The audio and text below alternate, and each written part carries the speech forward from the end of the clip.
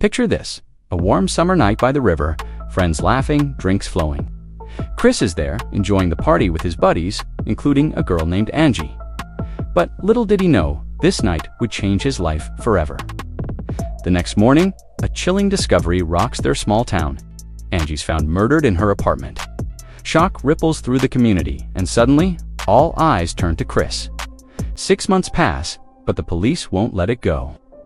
They zero in on Chris, their prime suspect. Why? He was at the party with Angie the night before she died. They grill him relentlessly, demanding answers, even taking his DNA. But here's the kicker: his DNA doesn't match the killer's. You'd think that would be the end of it, right? Wrong. The cops are convinced they've got their man. They drag Chris in for questioning, not once, not twice, but for a grueling 28 hours straight. No sleep, no breaks, just constant pressure. Chris is exhausted, desperate, his mind spinning. That's when they dangle the bait. A deal. Confess, they say, and you'll walk free. It's a trap, and Chris falls right into it. Thinking he's got immunity, he confesses to a crime he didn't commit. But the so-called immunity, it vanishes like smoke. Before he knows it, Chris is charged with first-degree murder. The trial is a nightmare. With nothing but a coerced confession, Chris is convicted and sentenced to life in prison. Just like that, his world crumbles around him. For 20 long years, Chris sits behind bars, watching life pass him by. He files appeal after appeal, but each one fails. Hope seems like a distant memory, fading with each passing day. But then, a glimmer of light in the darkness. The Innocence Project takes on his case. These legal warriors specialize in overturning wrongful convictions, and they see something in Chris's story that others missed. The evidence is irrefutable. Even Angie's mother, who once believed Chris was guilty, now advocates for his freedom. Finally, after 2 decades of injustice, the moment Chris has been dreaming of arrives. Chris sues the state for his wrongful conviction and wins big $1.7 million. It's a victory, sure, but can any amount of money make up for 20 stolen years?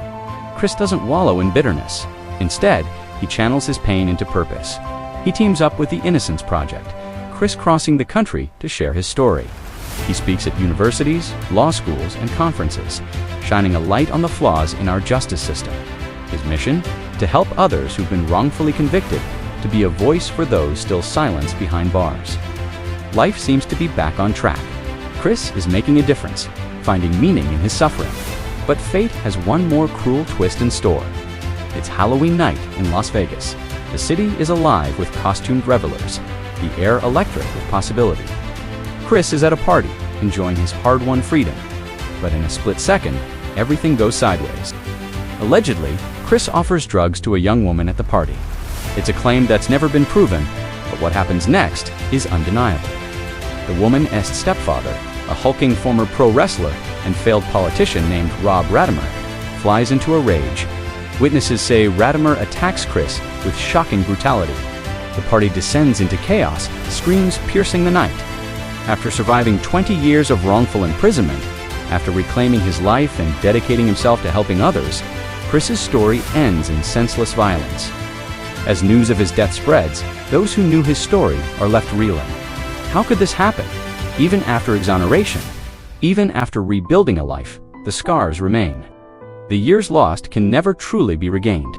Chris's story doesn't have a happy ending, but in his 2 decades of freedom, he touched countless lives.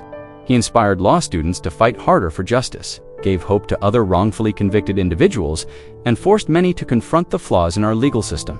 His legacy lives on through the Innocence Project and the many people he inspired during his travels. Chris's life, both his wrongful conviction and his tireless advocacy after release, continues to shine a light on the urgent need for criminal justice reform. As we reflect on Chris's journey from that fateful night by the river to his untimely end in Las Vegas, we're left with hard questions. How many other innocent people are behind bars right now? How can we prevent such miscarriages of justice? And how do we ensure that those who are exonerated have the support they need to truly reclaim their lives? Chris's story is a reminder that justice is unjust about punishing the guilty. It's about protecting the innocent. It's a call to action for all of us to stay vigilant, to question authority, and to never stop fighting for what's right. In the end, Chris's life was cut tragically short. But in his 20 years of freedom, he lived with purpose and passion, turning his pain into a powerful force for change. His story, with all its twists and turns, serves as a haunting reminder of the human cost of a flawed system and the resilience of the human spirit in the face of unimaginable adversity.